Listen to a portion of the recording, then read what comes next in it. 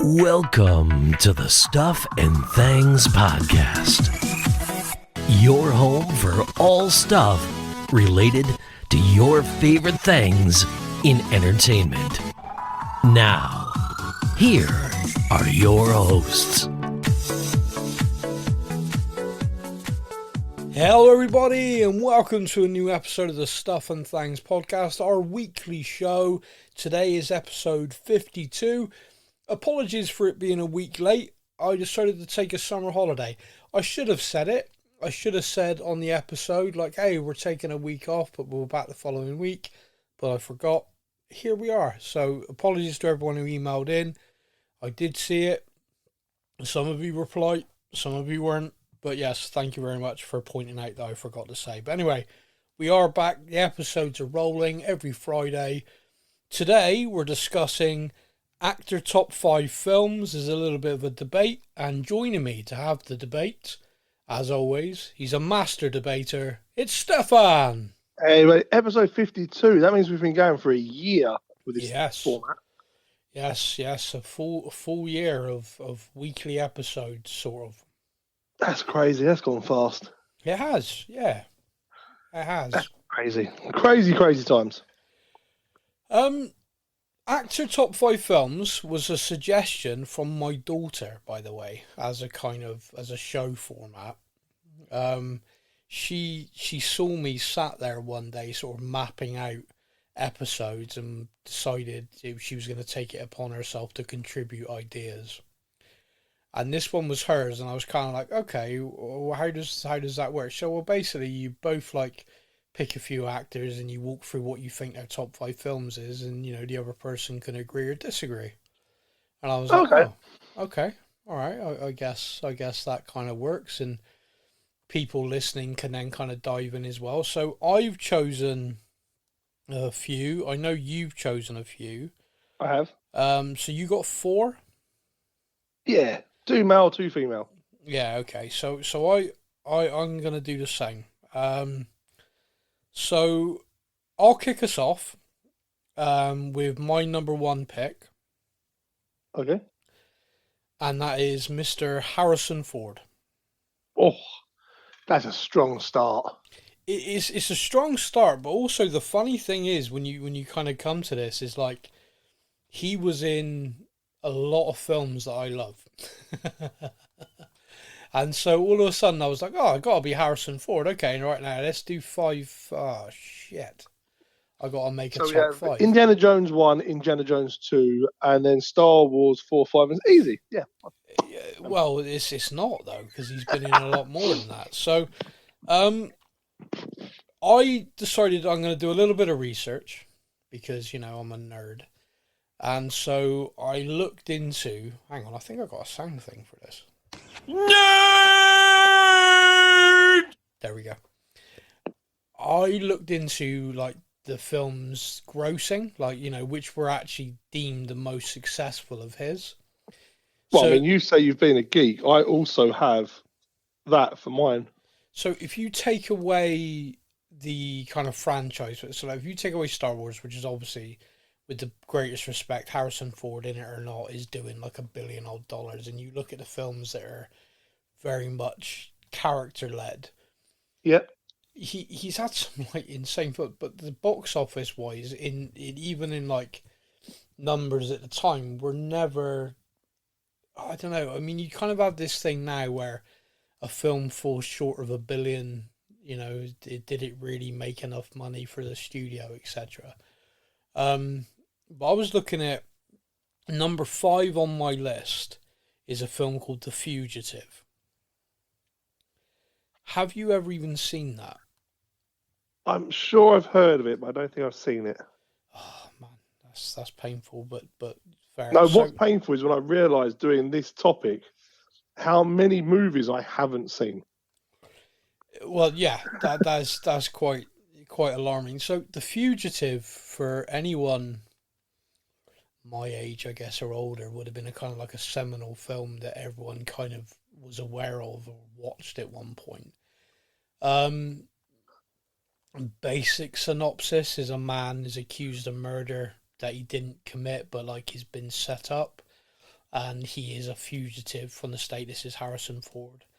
It's a great cast. Tommy Lee Jones is trying to hunt him down, and is Nice. yeah, is a great, is a brilliant, it's a really brilliant story. I recommend it. Anyone who hasn't seen it, find it on some streaming platform and watch it.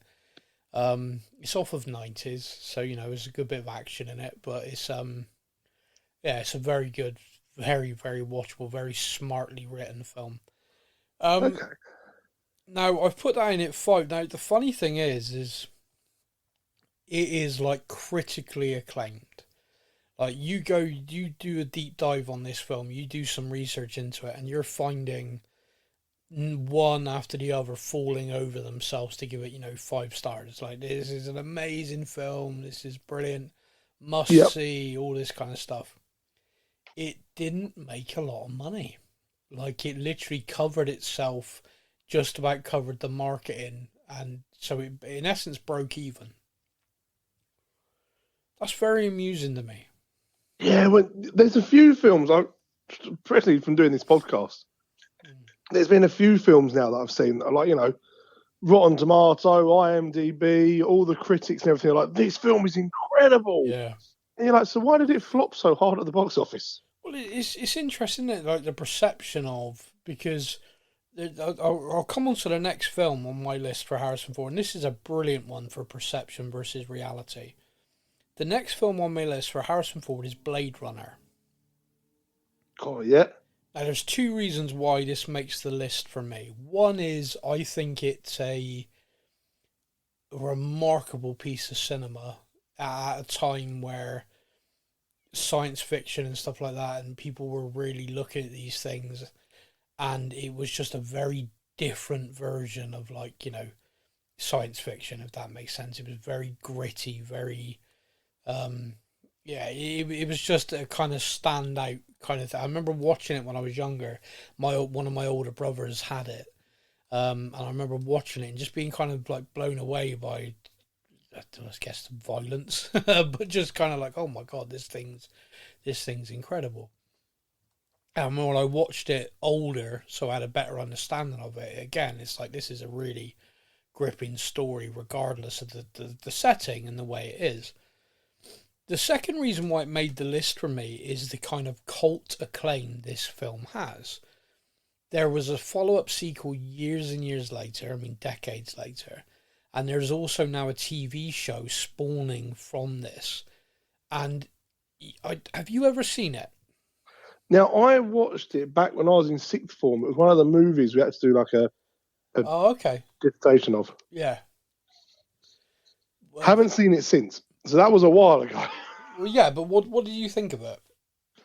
I remember, so from what I remember, it was kind of like, we watched it because it was science fiction, but not the science fiction that we would know. Does that make sense? Like, when people think science fiction, you think of Star Wars, Star Trek, that sort of thing. Yeah. So we done this as it was kind of, this was the nitty gritty, dark, and the other side of science fiction, if I remember correctly. Yeah. It makes perfect sense. So the funny thing is, and this is something I only found out when doing this, it lost its ass. Oh, really? Yeah. Like, this film cost X amount to make, X amount to market, and it made back about 30% of that. However, even if you've never seen it, if someone says, oh, have you heard of the film Blade Runner? The vast majority of people have heard of it. And it did so bad that they then made a sequel and now a TV show. Well, this is the interesting madness, thing. Isn't it?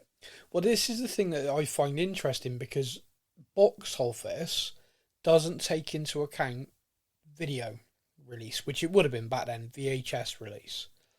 So again, a little bit more research, and what I found is the film didn't do very well cinematically, but VHS was huge. The sales for VHS of this film were through the roof. And for our younger listeners, a VHS, before you could just watch everything by talking into your remote, we had Blu-ray and DVD, which were like CDs with a film on it.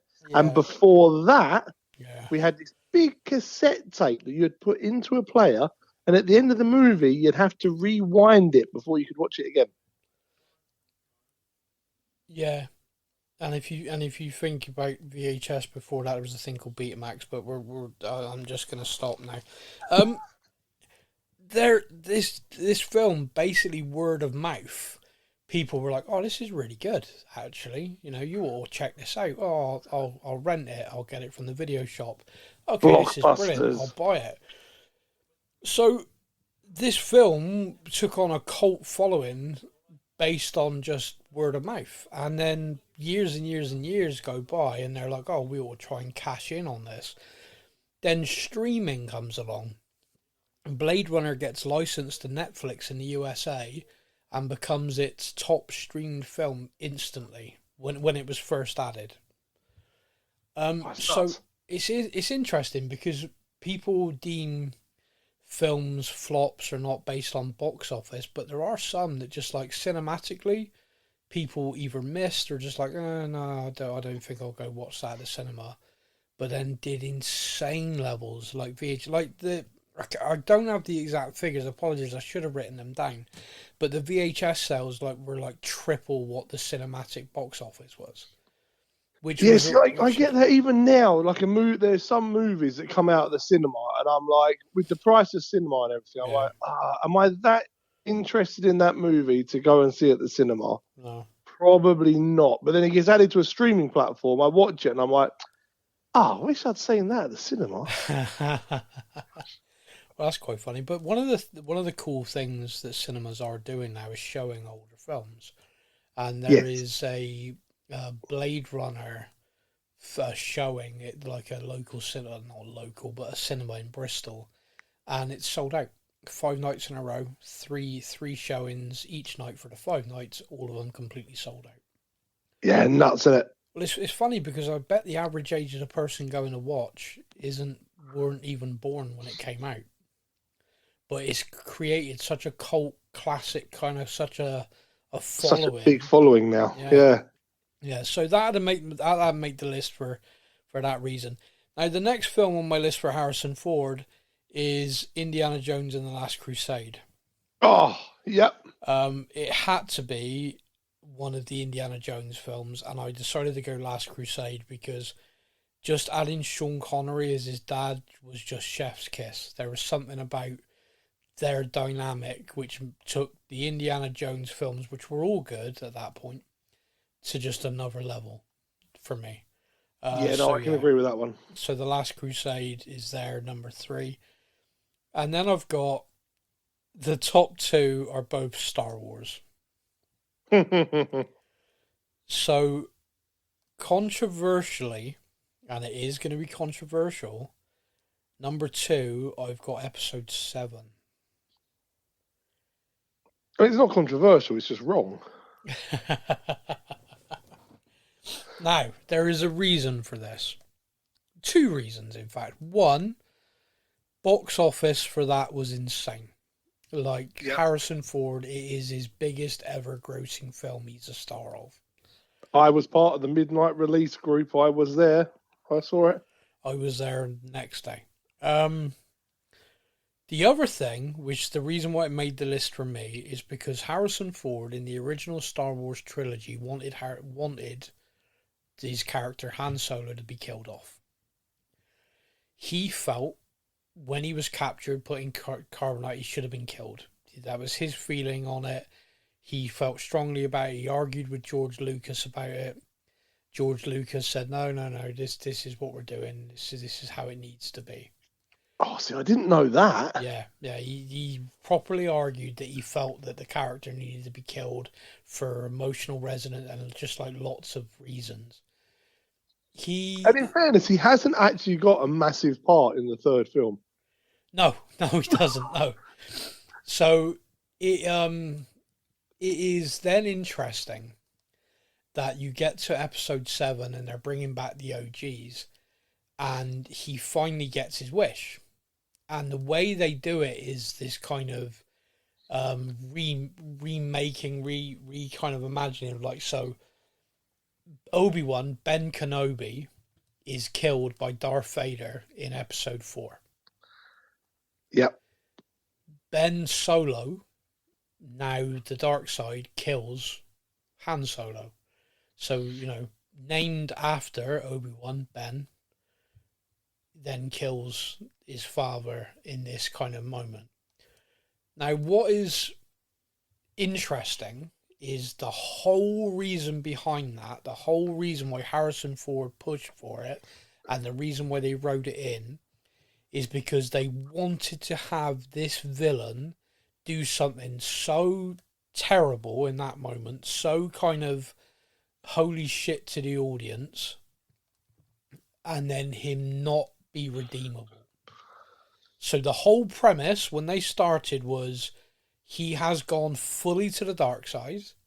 He is not Ben Solo anymore, and any last remnant of Ben that was there, that I can still sense some good in him, that kind of thing. Any last remnant was destroyed when he killed his father.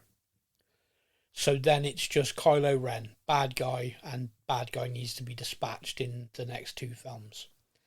As everyone knows now... As a premise, fantastic. Well, as everyone knows, they then abandoned that to redeem him. And via force healing and all these other things. And it just... Yeah, what they then did... Turned him into a snivelling brat and not a bad guy at all that anyone was fearful of whatsoever. So Star Wars Episode 7, for me, and I know me and you have had this debate in the past and we're probably not going to agree on it, it walked that line between homage and this is just the same fucking film. And I felt it walked it really well. There were a couple of bits I thought were a bit twee, but then at the same time, my daughter, who was a lot younger at the time, loved it. And I remember thinking at the time, like, okay, I'm seeing it through the lens of a complete comparison to episode 4. This is her episode 4. Like, this is her kind of, this is for her. Like, this isn't the jumping on point. Yeah. Yeah. So I was kind of like, okay, this is kind of awesome. And I remember like coming out of the cinema after she watched it and her being like, I killed Han Solo. Like, I want that guy dead. And I was like, oh, it worked. Like, everything they've set up in that film really was a good setup for, here are new characters. Here are the old ones. But one of the old ones has been killed, so we know this guy is bad. And it was like a perfect setup to then tell a story in the next 2 films, which I personally believe they fucked. Like, they just got it completely wrong. But for me, I put episode 7 in there because Harrison Ford finally got his wish and he killed Han Solo. Okay, yeah. And then for number 1 is episode 4, Star Wars. I think Han Solo is one of the most iconic film characters ever in the history of cinema. Ever, yeah. And they tried to get another actor to play a younger version, and it fell on its ass. Harrison Ford owns that character, just like he owns Indiana Jones. And yeah, I remember going to the cinema to watch the Solo story, and just the whole way through, you're like, nah, it's not hitting the way it should do. It's not a bad film. Like, genuinely. It's not a bad movie, but it didn't feel like that's not Han Solo. That's not Han. It didn't feel right, and I think the problem is they tried to set up too many of his things, like in it via the film, like the guy he was learning from, who was more Han Solo than the character playing Han. Do you know what I mean? It was like, yeah, this doesn't feel right. So anyway, that is my top 5 for Harrison Ford. Get in touch with us. Let me know if you think I'm wrong, where you think there should have been other ones added. That's always part of the fun. I'm going to hand over to you now, my friend. Who have you got up first? So my first is Johnny Depp. Good actor. Controversial though. This could get you some fun. This one's a little controversial. But if we are going based purely on acting ability and movies, yeah, an absolute behemoth of Hollywood. Yeah. So I've had a little dive through as well, and we looked at kind of his top grossing films. Yep.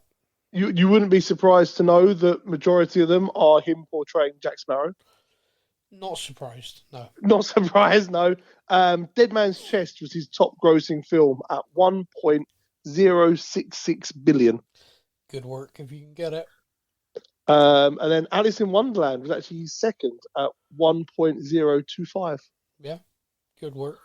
But then you have The Stranger Tides and Fantastic Beasts are the next two highest grossing films for him. All right, Obviously, remembering that he did step into the Harry Potter world. Yeah, portrayed the character really well, and then all the controversial stuff happened, and that balls that up. So go on, man. Give us your top 5. So my top 5 at the bottom is I've got here Charlie and the Chocolate Factory. No, okay. Now, this for me, I'm like, as a movie, I don't think is fantastic. I prefer the original. Yeah. But I think his portrayal of it is a lot closer to what the darkness in the books is. And for that reason, as a pure acting thing, I've put that in there. Yeah, the family of Roald Dahl have often said that version is the book version. It's far more accurate. I got to be honest with you, that's probably true. I think it is true, but I've always said this, and I repeat it ad nauseum. They are different mediums. A book, a comic book, all these different things. If you're converting it to TV, to film, you do have to make changes because they are different mediums. And like comic book to film, for years they got that wrong because they made it cartoony because they just tried to remake the comic book. Yes, and it doesn't work. And it doesn't work. And it was only when Christopher Nolan took hold of Batman and grounded it and made it feel real that people suddenly looked at that and went, oh, okay, you can adapt this. You can make this feel different. And then, of course, the MCU was born off the back of that. I don't think... Yeah, see, it wouldn't make my top 5 purely because, like you said, I have the other Charlie and the Chocolate Factory that I like. But again, I will say it could be an age bracket thing because my daughter didn't watch the original one that I watched with Gene Wilder. She watched this one with Johnny Depp. And so for her, this is Charlie and the Chocolate Factory. This is her version. I've showed her the older one. Doesn't like it. She prefers this one. And I've got 2 kids that are exactly the same. And then when they made the newer one, we were like, no, absolutely no interest. I don't think she's ever watched it. So, is that the one that's got Hugh Grant as the Oompa Loompa? I believe so, yes. Yeah, that one's weird. I've seen bits of that on a plane, and I was like, no, this is weird. Yeah. But yeah, that one, so if that makes it as number 5, not so much for the movie, but more for the actual acting. It's good. It's a good debate. Number 4. Alice in Wonderland. His portrayal as the Mad Hatter is fantastic. Yeah. It also is his second highest grossing movie behind the franchise Pirates of the Caribbean. Yeah, again, my daughter loves that film. Like, was obsessed. So, I think for me, and it's interesting because I'm not a big sort of Tim Burton fan. And like visualization, I don't even know if that is Tim Burton, that version. Yeah. But that kind of visualization, like I just don't like it. But you're gonna love my next 2 then. Probably not, but they like other people do. Like they think he's a genius. So for me, it's like not for me personally, but I do accept that I'm in the minority. Yeah, so those two make it on the list purely based on his acting, and then Alice in Wonderland more on like kind of the takings and overall how big the movie was. Okay, mate. And number 3? The next 3 are these are now more my personal. So number 3, Sweeney Todd. Oh, okay. Love that movie. Okay. It's got the typical kind of casting that you'd expect from a Tim Burton film. Yeah. The storyline itself, it's a very old kind of story that, again, he's given his take on it. I remember seeing it at the cinema and then for the next 10 years refusing point blank to have my beard trimmed. Yeah. ever at a barber shop. Yeah. And my God, if I ever heard a barber start singing, I was out. I'm like, nope, Yeah. I'm gone. But yeah, that is number 3 for me. I love that film. Okay. Number 2. Edward Scissorhands. Oh God. You gotta love that film. I think, and this is going to get me some hate, it is probably the worst thing that has ever been made. Whoa! It is ridiculous. And you just had Star Wars Episode 7 on your list? Mate, come on. That's not even comparable. Tell me the basic plot of Edward Scissorhands. A man who has scissors for hands falls in love That's with it, right? Stop. Say that first part again. Yeah. Like, genuinely, just think about what you're saying. Man with scissors for hands. He's really good at topiary.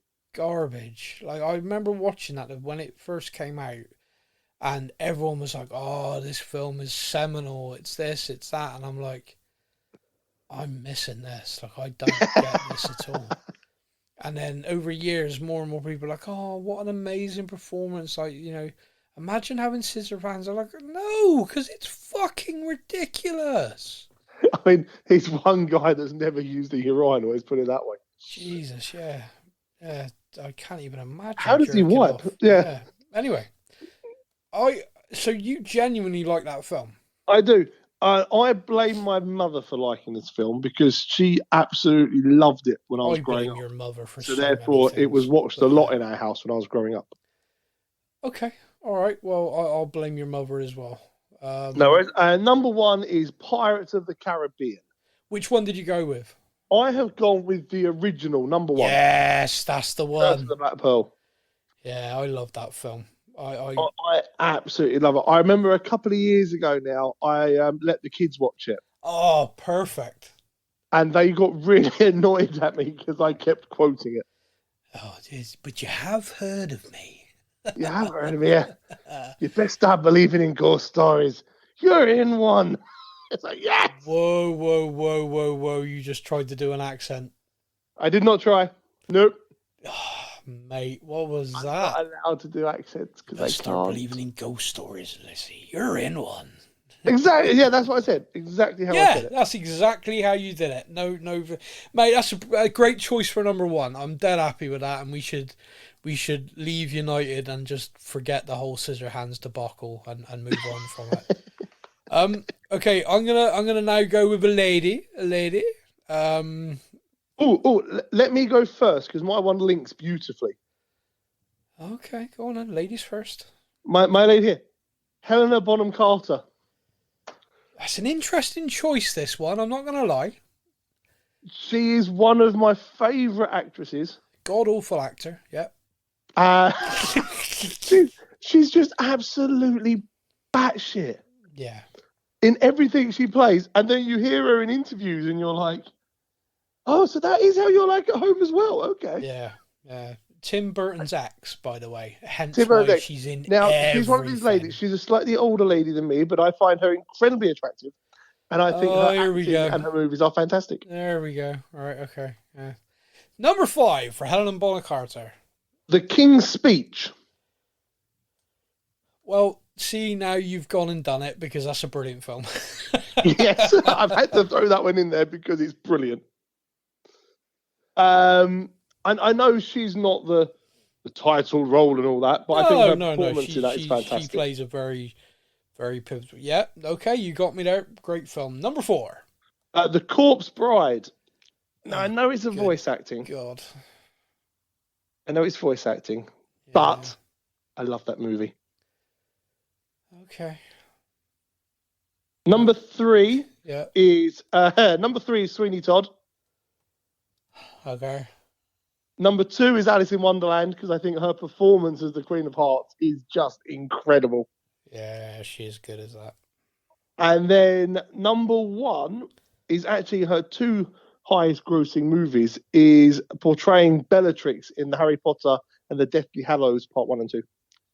So your number 1 film is 2 films? Yes.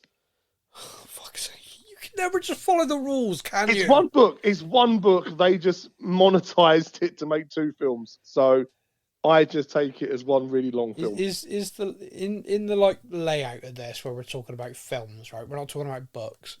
Okay, the first part one then. Part one is the better version. See, you're fucking starting. I'm bloody picking 2 films when there should have been 1. You wait till you get to my second female actress then. When I've picked like 7, it's fine. I will kick the fuck off. Part 1 of the Harry Potter Deathly Hallows. Okay. Her portrayal as Bellatrix. I think her as Bellatrix is kind of awesome, and I think for a whole generation that's who she is. If you know what I mean. Yeah. Okay. All right then. So I will go now. And I'm going to go with the wonderful Julia Roberts. Which does make my choice look a little amateurish. Julia Roberts. I'm just going to walk through my top 5, all right? The first one on my top 5 for Julia Roberts is The Pelican Brief. Now, this is very 90s. It is a very, very good film. What's funny to me about this is a little bit funny is I've gone through some of these like Blade Runner, I've gone through some of these films and I'm about to say other films to you that you're going to know straight away. Have you even heard of The Pelican Brief? No. Okay. The Pelican Brief cost $120 million to make. That includes full marketing budget. It made nearly $350 million at the box office and over $400 million on VHS sales. I mean, it's not a bad return. Not a bad return. The film the film's brilliant, and she is amazing in it. I'm yet to find a film that lady was not amazing. Well, the next film is called Hook on my list, number 4. Oh. She plays Tinkerbell. She does. There's something there which stirs as Tinkerbell. I'm not going to lie. They're going to move on very quickly. Yep. The next film on my list, which I personally love this film and causes me no end of abuse when I talk about how amazing it is, and this film is called Notting Hill.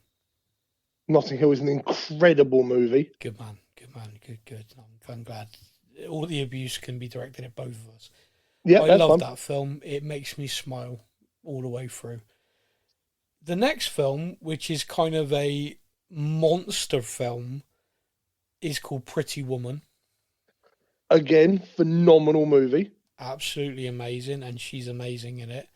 And then my number 1, for 2 reasons, and I'll give them after telling you the film, is Erin Brockovich.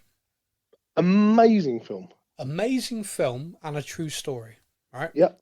So my 2 reasons for putting this as number 1 are these. 1, she is so amazing in it, you completely forget that there's a real woman called Erin Brockovich out there. She is Erin Brock. Like, to the world, you hear the word Erin Brockovich, you don't think of the activist, you think of Julia Roberts, which is hilarious because the real Erin Brockovich is online, is on social media, and her bio says "not Julia," which I love. And the second reason for me putting it at number 1, especially, is just so I can highlight this: the real Erin Brockovich is back fighting again. She's back helping people fight against the damage that's being done via data centers built in the USA. Oh, so wow. Just putting it out there. So there could be a sequel in a few years. Just letting everyone know. I can't believe My Best Friend's Wedding didn't make your list. I can. That's an incredible movie. You know, there are times where you use the words incredible, and I swear you don't know what it means. Oh, okay. No, see, My Best Friend's Wedding is one of those films. I love that film so much. Yeah, you also love a guy with scissors for hands. I can't take you seriously right now. So people's opinion of me is changing in this very podcast. So I've done one man, one woman. You've done one man, one woman.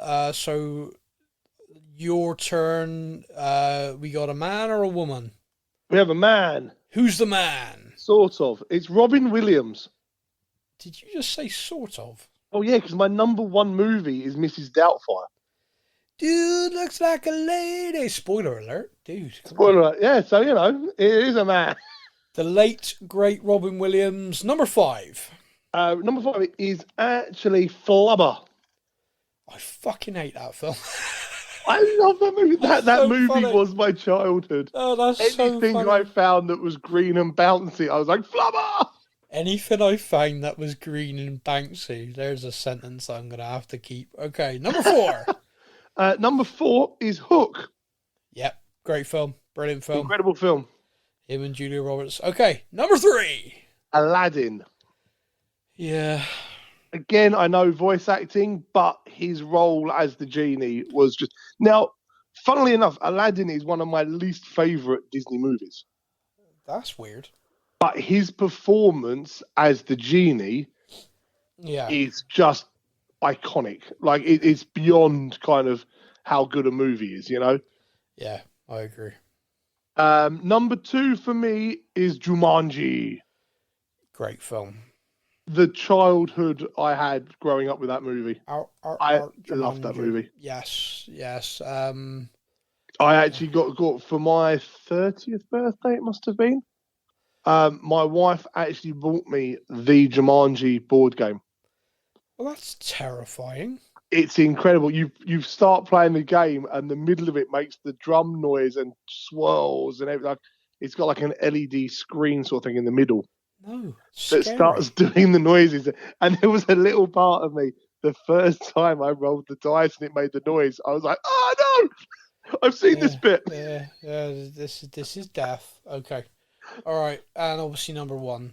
Number 1, Mrs. Doubtfire. Just what an incredible movie. I want to put a shout out here, although I know it's not my list, but Good Morning Vietnam. Good hang me, get a little rope and hang me. Yep. I can quote it. Like, I can actually do his whole Adrian Cronauer thing. Now, do you want to know what the funniest thing for that is? Go on. I can quote multiple parts of that movie. Yeah. I've never seen it. What? My stepdad, my dad, had the soundtrack. Absolutely loved that movie. Yeah. And he would multiple times a day, something would happen and he'd reel a quote off in this voice. So 600, what's the O stand for? Oh my God, it's early. That's it. All that sort of thing. He used to quote that all the time. Deny me, want to get a rope and hang me? Hey, a little too early for being that loud. Hey, too late. It's 600. What's the O stand for? Oh my God, it's early. We're speaking out in the field today. Yeah, I can do the whole fucking film. Yeah, and my dad used to regularly. Yeah. About how hot it is and all that, all sorts of things like that. It's hot, damn hot, real hot. So hot it could put a hot crack booking. Fool, it's hot. I told you, damn. Were you born on the sun? It's damn hot. I know all the quotes. Never seen the movie. Okay, 1, find the time to watch it. You'll be blown away by it because it is such a seminal war film, but also a true story, which is kind of crazy. 2, still have the soundtrack to it, and the soundtrack's amazing, some amazing songs, but they left his links, like the radio links, on the soundtrack. So I listened to it so many times, I can do the whole friggin' thing. That's awesome. Which is mad, like, the whole friggin', like, his impression of Richard Nixon and stuff like I can do the whole thing. Like, I'll tell you this. Now listen. Wilbur, come in the room. A crazy coincidence. Like, literally, even the stupid shit that no one thinks of, I can do. Anyway, right, so, yeah, Robin Williams, gone too soon.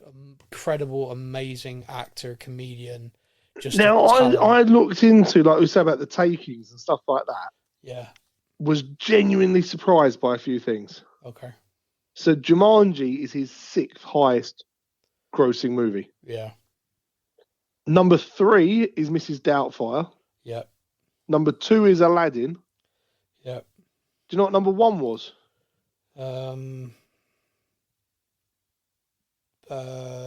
Yeah.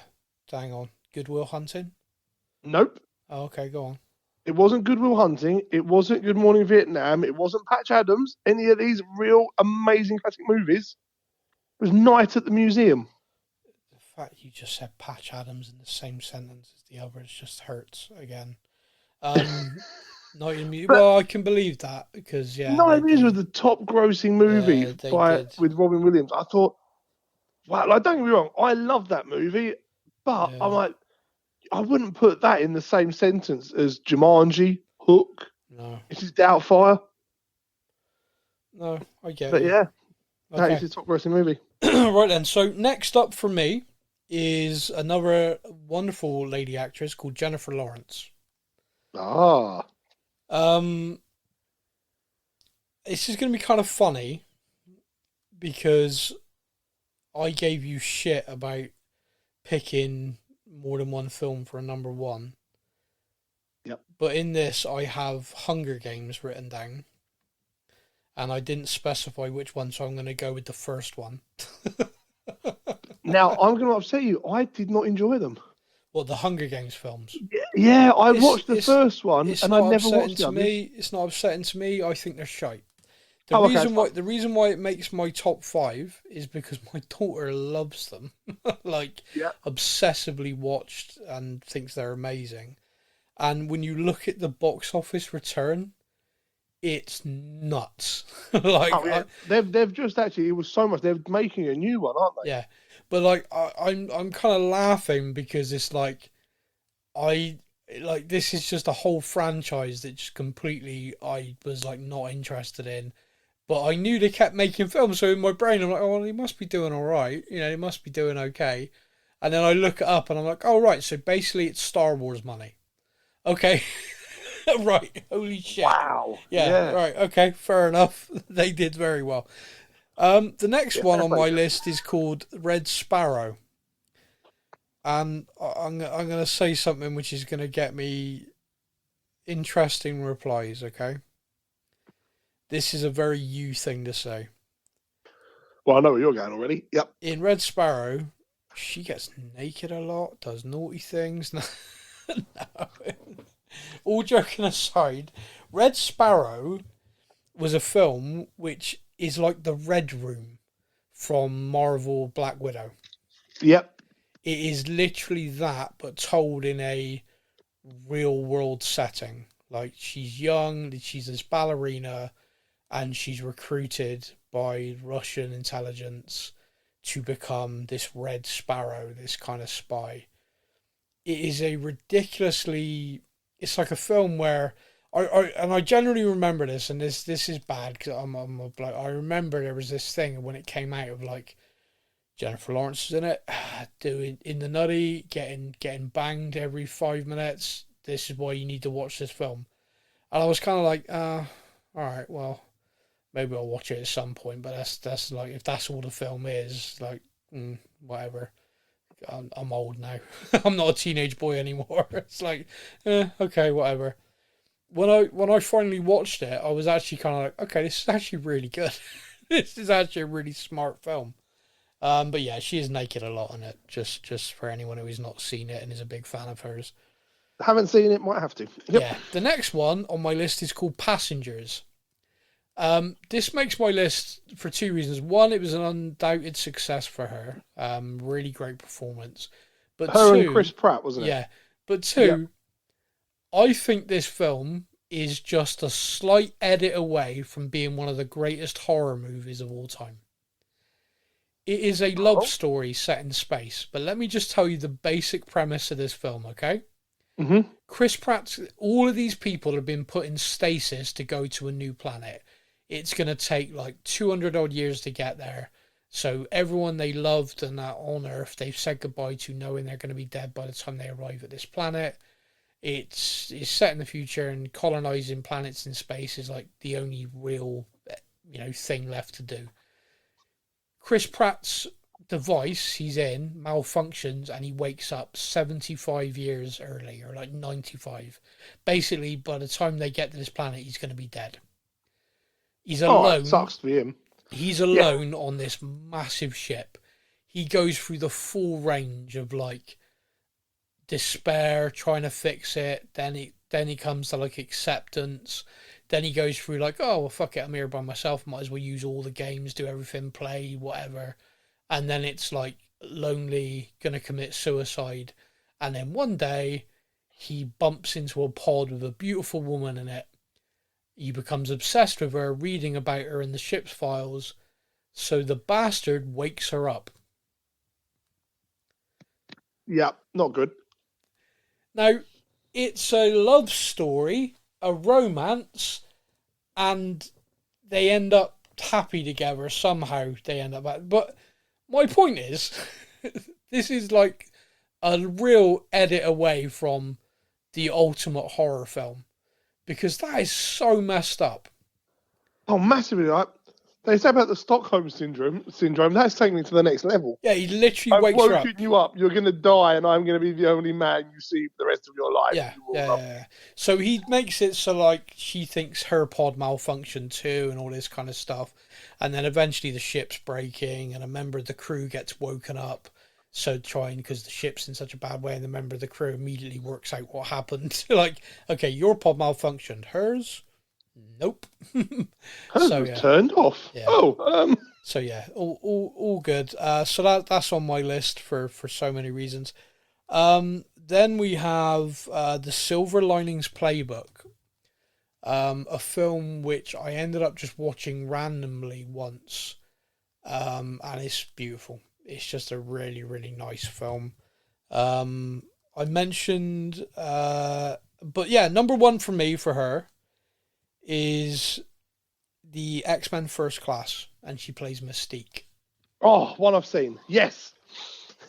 Absolutely love her in that because she plays this character who's ridiculously powerful in so many ways and was kind of always a villain in like the cartoon, everything like you'd seen up to this point.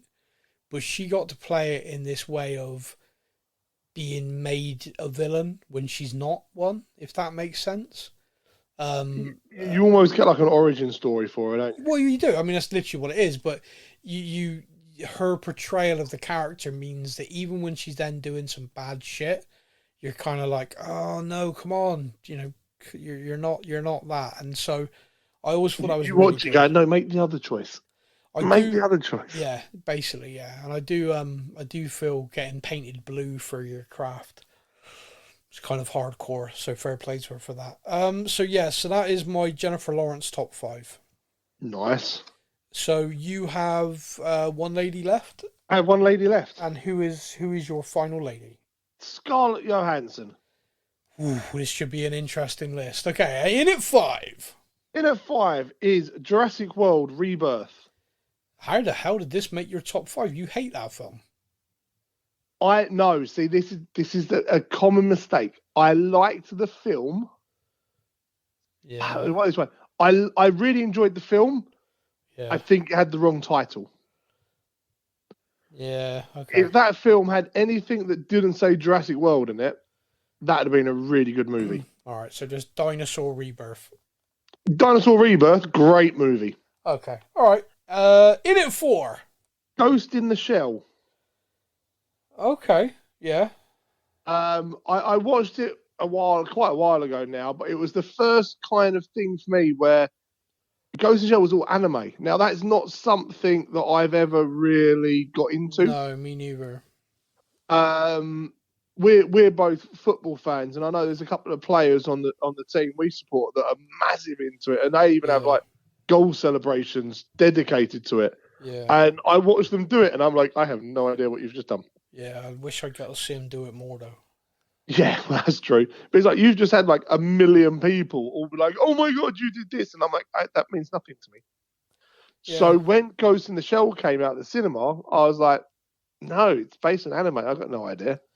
Yeah. And then a friend of mine, I was staying over at a mate's house after a night at the pub or something, and he was like, "Oh, I'm going to pop a movie on." I was like, "Yeah, all right, go on then." And he put this movie on.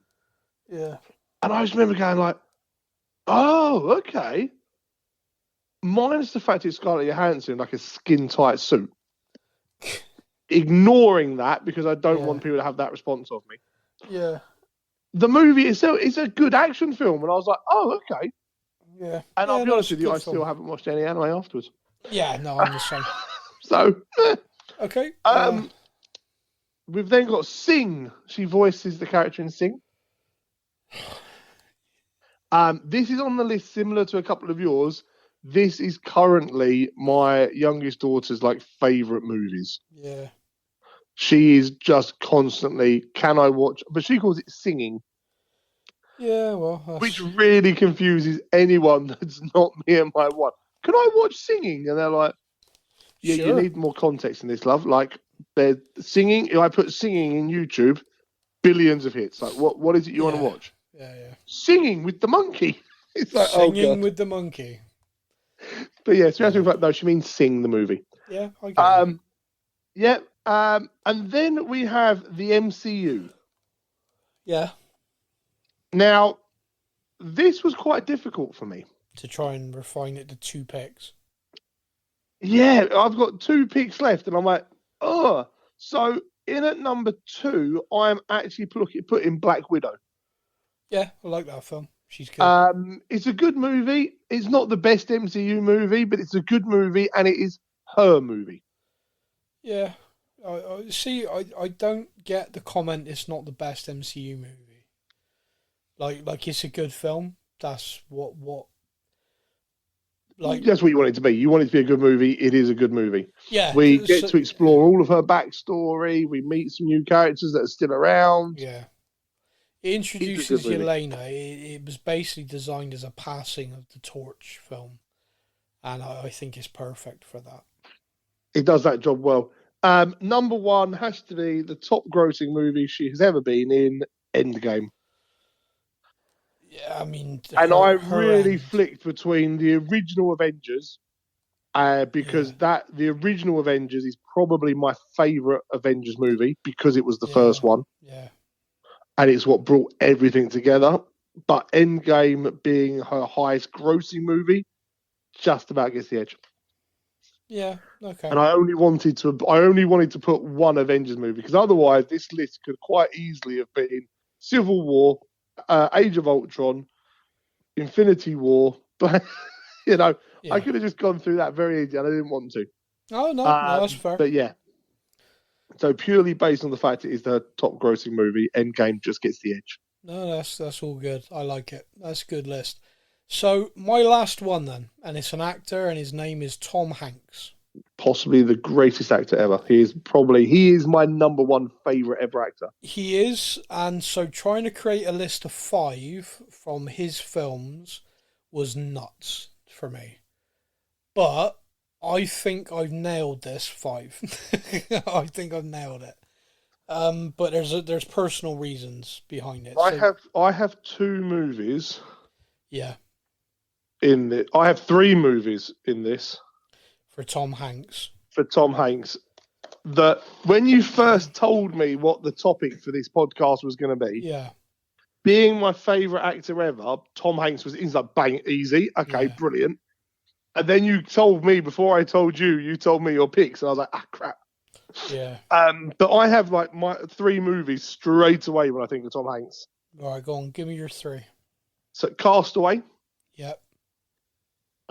Sully. Yep. And Big. Only one of them made my list. Oh, that hurts me at least twice. But all 3 of them are great. Well, let me give you your list, and then you tell me which of those other 2 you'd sub in, because I think you'll go, shit, yeah. Tom Hanks needs to be a top 10. So number 5 is Big. The reason for it is I think it's one of the smartest films and concepts ever, and it's brilliant. And it's been copied and replicated and never done as well. No, my wife loves the Freaky Friday movies and stuff. I'm like, it's just Big, but done worse. Similar, but the big, like the iconic piano thing. I don't know anyone who saw that film and didn't want to do that. I must admit, I once went into Hamleys in London, and they had a big piano out, and the first thing I did was jump on it and pretend I didn't know the notes, but I still jumped on it and pretended I was Big. As you do. As you would. Right, so Big at 5. Yeah. The next one, The Green Mile. Yeah. Holy shit, what a film. Yeah. And he is incredible in it. Like, just because the thing I always say about Tom Hanks is he is in these films, but he's never Tom Hanks in these films. He becomes Sully, for example. He became Sully in that film. Like, he wasn't Tom Hanks being whoever. So, like, Denzel Washington's like that as well. It's just an incredible actor. The minute they're in things, they just become the characters and you're just engrossed. But yeah, the Green Mile is amazing. Going in at number 3, Apollo 13. Oh God! See now, okay. No, I think that's an incredible movie. Yeah. But whilst we've been talking, I've just added another 3 films to the list all right. and realised that you've only got 2 left. Yeah. And I hadn't even thought of like Apollo. Wow, yeah. Apollo 13, there's, again, just personally for me, I loved that. I went to the cinema to watch it with my mum when I was younger. The funniest thing, right, is I knew when watching it, this was a true story. About 10 minutes from the end of the film, it suddenly occurred to me that my mum was of an age, she would know what was going to happen. Like, she'd know this. Yeah. And so I nudged my mum in the cinema and said, "Oh, did you watch this live when it happened?" And she went, "Yeah." And I said, "All right, so you know whether they live or die?" Because I didn't at that particular moment. Like, just a part of history I wasn't that aware of. Yeah. And my mum goes, "I can't remember." So, like, I mean, don't get me wrong, that just sums my mother up for one. But that I would just remember sitting in the cinema thinking, this is like this massive frigging thing. The whole world was watching. She's like, yeah. We all watched on the TV. I'm like, and did they survive? Can't remember. And it wasn't like you have to watch it and find out. Yeah, and it wasn't like keeping the suspense from me either. She was genuinely watching the film, like, oh, I can't remember. And then obviously they survive and they all come back, but it was bad. And she's there, and all of a sudden she goes, "Oh yeah, no, I remember that now." It's like, oh my God! All right, so that's just a fun memory for me. So that makes it number 2 is Saving Private Ryan. Yes. Now, Saving Private Ryan, I went to watch in a cinema with a dear friend of mine, a lady called Sarah. We were ridiculously close at school, and we both did the same history class for GCSE. And this film was in the cinema, and it had been in the cinema a long time, and I hadn't been able to go and see it. None of my friends were interested in going and watching a war film. And one day she just turned around and said, "Oh, I'd like to go and watch that." And I was like, "Oh, you hero, you come with me. I don't like going to the cinema by myself." I was like 16, like, it's not cool. Yeah. So we went to watch it, and my memory of that film just in the cinema was just sat there with my friend, both of us like, holy shit. The beginning sequence in a cinema, like if you've watched this film on streaming or at home but never saw it in a cinema, I can't describe to you the emotion, the feeling of it. And my grandfather fought in World War II and was part of the D-Day landing. He was part of the commando raids that arrived just before. And because of that, and because of the family history, I like, as a history nerd, D-Day was just something I read and knew a lot about. And I'm just watching this film, and every film up to this point had been like bravely running onto the beach, 1 or 2 guys drop, and that's it. This film depicted what it was. It was a slaughter, a massacre. It was medieval warfare in the 20th century of just throwing bodies at a wall until the wall broke. It was just hideous and terrifying. It's something that from our kind of day and age now, you look back and you kind of go, how was that ever the plan? Like, well, and this is the awful thing, right? That had to be done. There was no other way of getting there. There was no other way of breaking the line. There was no other way of doing it. That was how they had to do it. And it was just a sheer, we know as commanders, this is going to be horrific, but it's the only way to get into Europe and to grab a foothold and to then be able to create ports to get in and bring tanks and everything else behind them. And it is just sickening, and the loss of life. And I think the thing that hit me in the cinema, and I'll always remember this, and I know we're talking about Tom Hanks. Tom Hanks in this film is just incredible. But the thing that hit me in the cinema when I was watching it, and just the thought about it all, was that my granddad was 1920 when the war started. Sorry, 1920 when D-Day happened. I was like 16 going on 17, and it just suddenly hit me that I'm not that much younger. Like, literally, I'm approaching the age. And these guys, just from around the world, sacrificed everything to free the world from what I still believe the closest thing to pure evil humanity's ever seen in the Nazis. And Yeah. it's just insane to me, like the level. And so that film on its own stands up there as one of the greatest films ever made. But Tom Hanks in it is just on another level. His performance, from the subtlety of the handshake to the steadfast in what he's doing, the whole, what did he do before the war? And he was a teacher. And everyone's looking at him like, you're the ultimate soldier, but you were a teacher? And it just, the characterization of the fact that this guy was so far from what he wanted to be, what he had, like his life, and all he wanted to do was get home, like was get back to that life. And he was afraid that he would never be able to because of what he'd had to do, what he'd been through. Incredible. I could talk all day about that, but I'm not going to. So that brings me to the number one. Which Tom feels Hanks. incredible that you're able to top that. Forrest Gump. Yep. If people ask me what is my favourite film of all time, it fluctuates between Gladiator and Forrest Gump. Gladiator, because there's just stuff in that film which to this day blows me away, and I memorised the whole speech. But Forrest Gump is a film where I watched that from start to finish. I mean, don't get me wrong, one of my mates once pointed out to me it's also the most depressing film in the history of the world because everybody dies.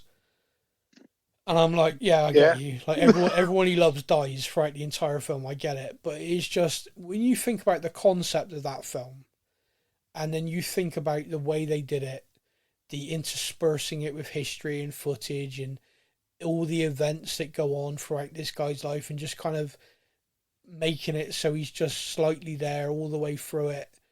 Yeah. Man, it is an incredible film. But I will just add this one thing. I don't like Jenny. She's an absolute bitch. Start to finish. Oh, she is. Complete start to finish. She uses and abuses the poor bloke. I mean, don't get me wrong. She has a pretty rough life.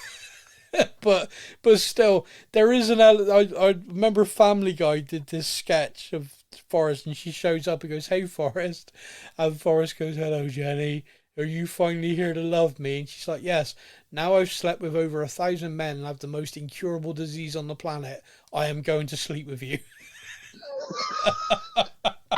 It's like, oh my God, yes, but so terrible. And he's like, "It's a good job I got lots of millions of money." And she's like, "Yes, that's why I'm here." Yeah, makes sense. Yeah. Oh, so messed up. But yeah, for me. So was there ones that I've missed from my top 5 from Mr. Hanks? Well, obviously I had Castaway, which I think is just an amazing. Like, he was one of the first actors to be able to do pretty much an entire movie with no one else in it. I mean, literally, he acted alongside a beach ball, Wilson. Yeah. And to this day, I think that guy can possibly, when he's acting with other people, go, "Fuck, I missed that beach ball." Wilson was clearly better than you. Toy Story films. Yeah. Polar Express. Yeah, but like the Toy Story, like you talk about highest grossing. I didn't even put one of the Toy Story films there. Like, Catch Me If You Can is just an amazing film. That's on my thing of just incredible movies. So like, You've Got Mail. Okay, now you're just being stupid. But Sleepless in Seattle, which is basically that was my next same one. film. Like the guy. One of my mum's favourite ones, Philadelphia. Oh, mate, that's heartbreaking. But he's amazing in that, and that didn't make my top. Okay, one last one for Tom Hanks. Splash. Splash, yeah. I remember watching that as a kid and just being like, "Oh, best film ever." Wonder why. Anyway, so that is it. That is our top 5s. Let us know where we're wrong, because I know for a fact people will. You can get in touch via the socials. You can get in touch via email directly to the show, which is sam@stuffandthangspodcast.com. That will be in the podcast description for your ease and reference. We will be back next week for episode 53. Until then, everybody, I'm going to leave you now with Stefan and his final thought. So my kid asked me the other day, and it got me thinking, and last time he did this, it caused debate, so I'm going to do it again. Fingers for toes or toes for fingers? Thank you for listening to the Stuff and Things podcast. We hope you enjoyed the show. You can find us on Facebook or online. Simply search the Stuff and Things podcast to join in our conversation every week.